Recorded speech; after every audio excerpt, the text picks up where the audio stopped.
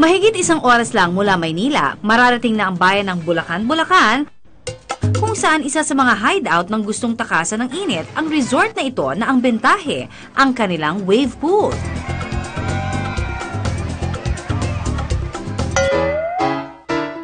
At para samahan tayong magtampisaw sa kanilang cool pools, wow, ang lamig dito.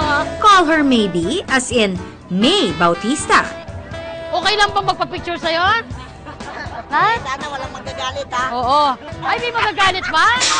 May magagalit? Naku na po, ang kapal ng mukha. March 2007 nang buksan sa publiko ang resort na ito, na nakatindig sa gitna ng bukid. Malamig ang tubig ng kanilang wave pool, na merong pang matanda, meron din syempreng pang bata.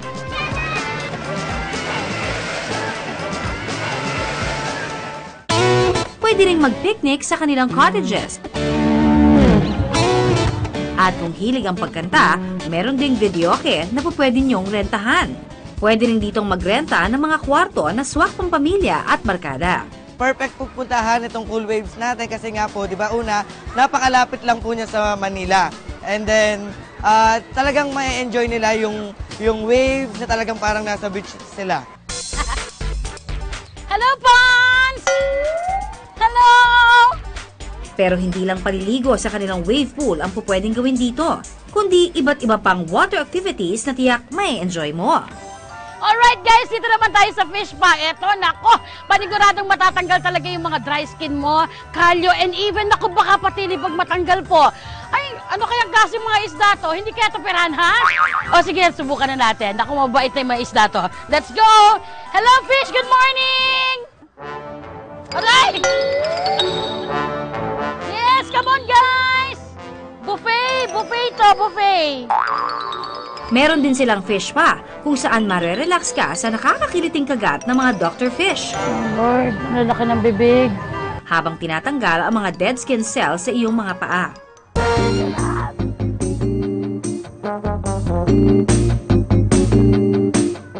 Ayan na! Pinapak na ako! Oh! Pwede ba buong katawan? Parang na-scrub? Yung parang na ano ba, scrub? Ah!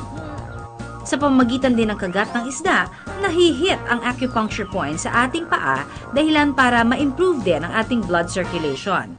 Inirerekomenda ng mga ekspertong magpa-fish spa 2 hanggang 3 beses sa isang linggo sa loob ng 3 buwan. Sarap.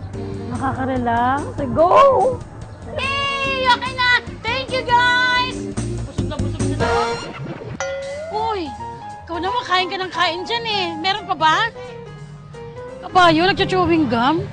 Ha? Jerome, ito seryosong tanong na talaga to, Jerome. Pwede mo ba akong ipasyal? Uy! Tumingin ka naman sa akin. Bingi mo siya, kuya? Ayun! Siyempre si Jerome! Jerome! Jerome! Ang tagal na kitang hinahanap! Patubo pa nga lang ba ngipin mo? Smile ka muna sa camera! Oh. Ay! Ah, kuya! Yeah? Naku, hindi ba ito mapablog? Hello, for mayor! Pwede ring libutin ang 2 ektaryang laki ng resort sa pamamagitan ng pagsakay sa kalesa. Diyos ko!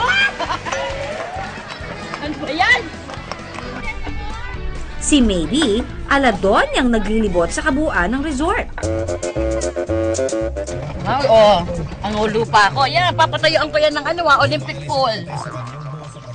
Meron din sila ritong helmet diving na dati ginagawa lang sa beach ng Boracay. Kung gusto mong maranasan na humihinga sa ilalim ng tubig ng 10 to 15 minutes, nako, dito ka na sa helmet diving. O diba? May ganun sila. Come on, let's join me. Sa pamamagitan ng pagsuot ng helmet na konektado sa compressor na siyang nagbibigay ng hangin para makahinga sa ilalim ng tubig, makakalakad ka na sa 12 to 15 feet na lalim ng pool.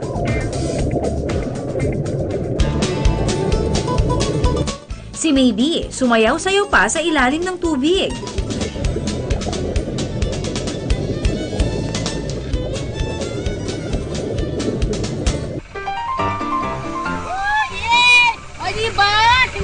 yung buhok ko.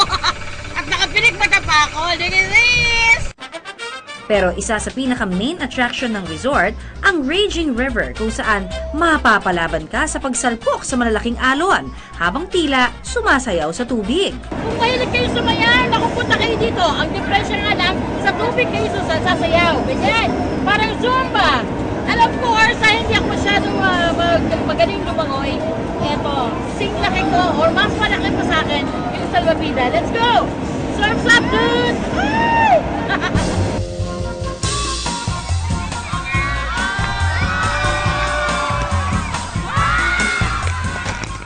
Pero mga kapuso, ingat lang dito dahil dikit-dikit ang mga naliligo sa Raging River. Maaring magkatamaan. Anak ng tubig, ah! Nasa dagat pa akong anak! Ayun ba yan?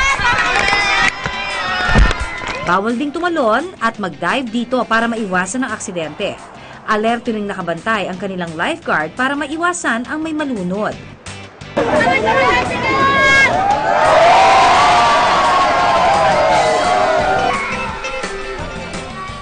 Si Mady, parang reynang kinuyog ng kanyang mga alipores.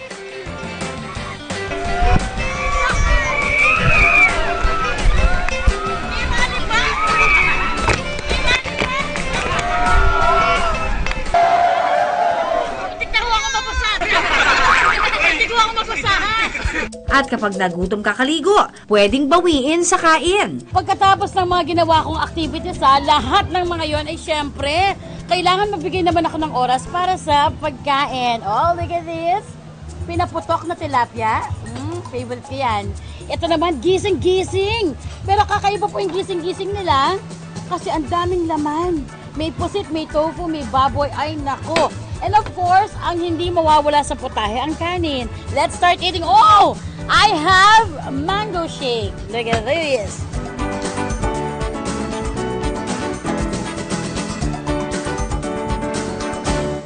Isang linggo na lang, pasukan na naman, kaya huwag sayangin ang pagkakataon. Humabol pa sa bakasyon.